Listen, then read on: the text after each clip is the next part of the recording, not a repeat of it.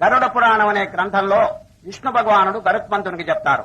ఏమనగా, ఆయన తల్లి గర్భంలో జీవుడు ఉన్నప్పుడు 7వ మాసం, చూడండి 9 మాసములు ఉంటాడు కదండి జీవుడు ఆ తల్లి గర్భంలో, 7వ మాసంలో ఆ పరమాత్మండి వారికి ఇంతవరకు ఎన్ని జన్మలెత్తినాడో అవన్నీ ఒక్కసారి చూపిస్తాటండి.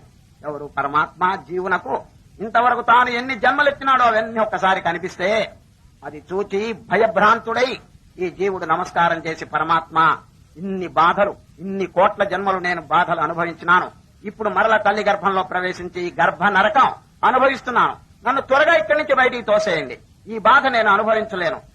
ఆ విధంగా మీరు గనక నన్ను బయటికి తోసివేస్తే నేనేం చేస్తానో తెలుసునా? సద్గురువును ఆశ్రయిస్తాను, ఆచార్యుడు వారి దగ్గరికి వెళ్లి ఇక మరల తల్లి గర్భంలో ప్రవేశించకుండా ప్రయత్నం చేస్తాను. జన్మరాహిత్యం, మోక్షం కోసం నేను ప్రయత్నం చేస్తాను. కాబట్టి మహాప్రభో నన్ను ఇక్కడి నుంచి బయటికి తోసేయండి అని ప్రార్థన చేస్తాడు. ఎవరండి? జీవుడు. దేవుడు గారండి నమ్మాడండి. వీడేదో గురువు గారి దగ్గరికి పోతాడు, ఏదో నేర్చుకుంటాడు, తరించడానికి ప్రయత్నం చేస్తాడని నమ్మినాడు. ఇంకా 1-2 మాసములు ఉంచి తర్వాత బయటికి తోసివేస్తారు. ఎవరు? ఆ పరమాత్మ. భూమి మీద పడంగానే వైష్ణవి మాయ ఆవరించేస్తుంది వాడిని. చూడండి, వైష్ణవి మాయని ఒకటే మాయ ఆవరించేస్తుంది.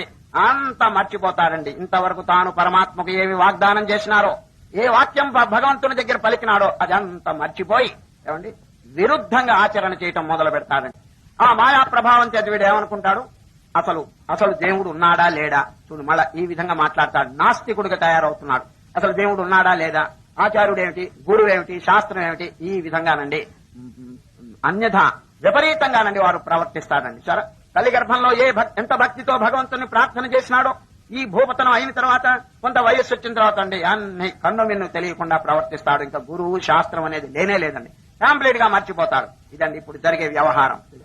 కొద్ది అయిన జ్ఞాపకం పెట్టుకుని ఇగో భగవంతునికి మనం వాగ్దానం చేసామని చెప్పి అనుకుని ధరించడానికి ఉపాయం మానవుడు వెతకాలండి. ఇది మానవుడు చేయవలసినటువంటి పని. ఏమైనా చేస్తున్నాడు చెప్పండి? కంప్లీట్ గా తల్లకిందులుగా వ్యవహరిస్తున్నాడండి.